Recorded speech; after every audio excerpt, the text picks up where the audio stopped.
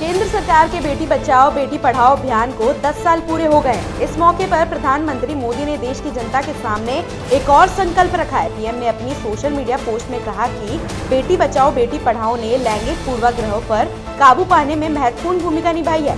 मैं उन सभी हितधारकों की सराहना करता हूँ जिन्होंने इस आंदोलन को जमीनी स्तर पर जीवंत बनाया है। साथ मिलकर हम ये सुनिश्चित कर सकते हैं कि आने वाले साल भारत की बेटियों के लिए और भी अधिक प्रगति और अवसर लेकर आए। कोलकाता के आरजीकर मेडिकल कॉलेज में ट्रेनी डॉक्टर के साथ हुए रेप मर्डर मामले की सुप्रीम कोर्ट में बुधवार को सुनवाई होगी।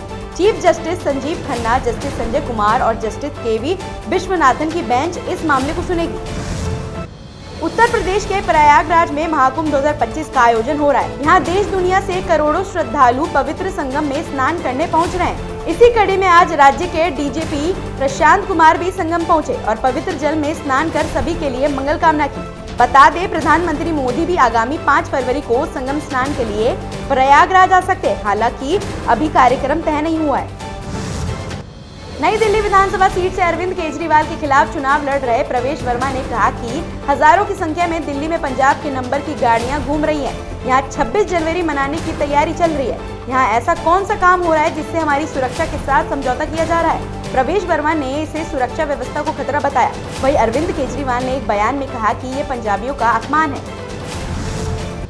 अमेरिकी राष्ट्रपति डोनाल्ड ट्रंप ने यूक्रेन जंग के मुद्दे रूसी राष्ट्रपति व्लादिमीर पुतिन को चेतावनी दी है। ट्रंप ने मंगलवार को कहा, अगर पुतिन जंग पर बातचीत के लिए तैयार नहीं होते हैं तो अमेरिका रूस पर प्रतिबंध लगाएगा। उन्होंने कहा कि वह हर समय पुतिन से मिलने के लिए तैयार है। अमेरिका में मंगलवार को क्वाड देशों के विदेश मंत्रियों की बैठक हुई। बैठक में भारत, अमेरिका, जापान और ऑस्ट्रेलिया के विदेश मंत्रियों ने हिस्सा लिया। अमेरिका के नए विदेश मंत्री मार्को रूबियो ने अपने कार्यकाल के पहले ही दिन क्वाड देशों की ये बैठक की। इस बैठक का मुख्य उद्देश्य चीन की बढ़ती आक्रामकता पर चर्चा और इंडो पैसिफिक क्षेत्र में यथास्थिति को बलपूर्वक बदलने के प्रयास का विरोध करना था। योगी आदित्यनाथ सरकार बुधवार को महाकुंभ में विशेष कैबिनेट बैठक करेगी। आधिकारिक बयान के अनुसार यूपी कैबिनेट के सभी 54 मंत्रियों को बैठक में आमंत्रित किया गया है, जिसमें राज्य के लिए 10 महत्वपूर्ण प्रस्तावों और योजनाओं को मंजूरी मिलने की उम्मीद है। बयान में कहा गया है कि बैठक के बाद मुख्यमंत्री आदित्यनाथ अपने कैबिनेट सहयोगियों के साथ संगम में पवित्र डुबकी लगाएंगे। देश के पहाड़ी राज्यों जम्मू कश्मीर, हिमाचल प्रदेश में लगातार तीसरे दिन बर्फबारी हुई। मौसम विभाग के अनुसार हिमाचल के हंसा में 2.5 सेमी, जबकि काजा सहित अन्य इलाकों में भी 5 से 6 सेमी बर्फबारी हुई। यहाँ बुधवार को भी बर्फबारी की संभावना है। दिल्ली में चुनाव नजदीक आने के साथ ही राजनीतिक पार्टियों का चुनावी अभियान तेज होता जा रहा है। यहाँ 5 फरवरी को वोटिंग होनी है और जीत के लिए हर पार्टी एड़ी चोटी का जोर लगा रही है। इसी सिलसिले में आज पीएम नरेंद्र मोदी ने बीजेपी कार्यकर्ताओं को जीत का मंत्र दिया। प्रधानमंत्री मेरा बूथ सबसे मजबूत कार्यक्रम के तहत बीजेपी कार्यकर्ताओं से वर्चुअली रूबरू हुए।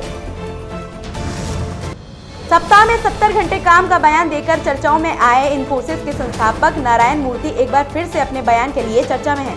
दरअसल इस बार उन्होंने अपने बयान का बचाव करने के साथ ही कहा कि किसी भी व्यक्ति को जबरन हफ्ते में 70 घंटे काम करने के लिए दबाव नहीं बनाया जा सकता। यह उसकी पर्सनल चॉइस है। उन्होंने कहा कि हर किसी को इंट्रोस्पेक्ट करना चाहिए और इसकी जरूरत को समझना चाहिए। भारतीय नौसेना के स्वदेशी विध्वंसक आईएनएस मुंबई और लंबी दूरी की समुद्री निगरानी पीएटाई विमान ने फ्रेंच सीएसजी, रॉयल नेवी और रॉयल कैनेडियन नेवी इकाइयों के साथ एक्स ला पैरोस 17 से 20 जनवरी 2025 के समुद्री चरण में भाग लिया। बहुराष्ट्रीय अभ्यास ला पैरोस में वायु रक्षा अभ्यास, सतही शूट बोर्डिंग संचालन, क्रॉस डेक लैंडिंग और सामरिक युद्ध अभ्यास जैसे डोमेन में अभ्यास की एक विस्तृत श्रृंखला देखी गई। ये समुद्री सुरक्षा को मजबूत करने के लिए समन्वय और हमारी सामूहिक प्रतिबद्धता को उजागर करती है।